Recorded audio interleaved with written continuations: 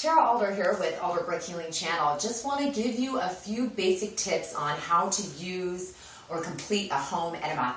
First of all, you want to have a home enema bag or a bucket. You want to be working with a small, little teeny tiny tube less than the width of your pinky. Not the douche tube, which would be a little larger. Toss that one. You want to go ahead and make sure that you have some quality lubricant on the tube before you insert it in your body, as well as clear the line of any air. Unless, of course, you're not full of hot air as it is, and then feel free. It might be a little uncomfortable though. So clear the line of any air, just unclip the clip, hold the bag up, and release the air through the line into the sink. You want to go ahead and receive the tube just 2 inches into your bottom, all right? So the lubricated tube is going to be received only 2 inches.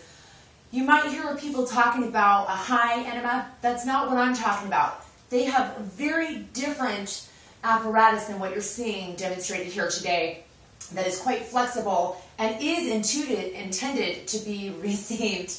Was that a Freudian slip? Intuited? Tooted. Anyways, all the way to the cecum. That's not what I'm talking about. You are going to have to discuss that with a medical professional if that's something you're interested in doing. Home enemas are intended to have the tube resting just 2 inches in your bottom. Once you receive the purified liquid, and I'm specifying purified liquid, something that does not contain chlorine, you want to hold it for as long as your body wants to hold it. So if your body wants to let it go right away, get the tube out of your bottom and get on the toilet and let it go. And as far as the liquid goes, use a temperature that's comfortable for your body. Sometimes I use room temperature because that's what's comfortable to me and that's what's available. Other times I might go ahead and warm up the water if I want to receive a liquid that's somewhere maybe between 100 or 90 and 100 degrees. Listen to your body.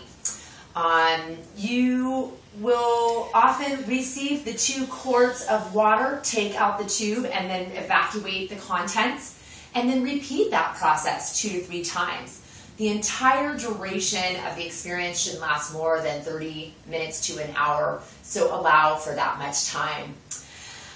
Dr. Norman Walker says that an enema a day keeps the doctor away, but in my case, I use it as needed, maybe every month or when the season changes and my food choices and lifestyle changes, I might go ahead and do a series of these enemas.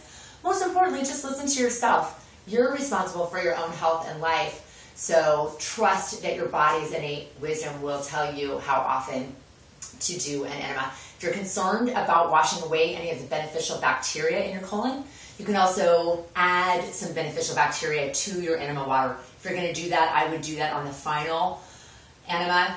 And, you don't necessarily have to retain it. You do have your hepatic portal system right there in your colon. So you can also eat fermented foods. There's a lot of things you can do to ensure that you have the correct beneficial bacteria in your body. That's it. So thanks again for tuning into Alderbrook Healing Channel. Aloha.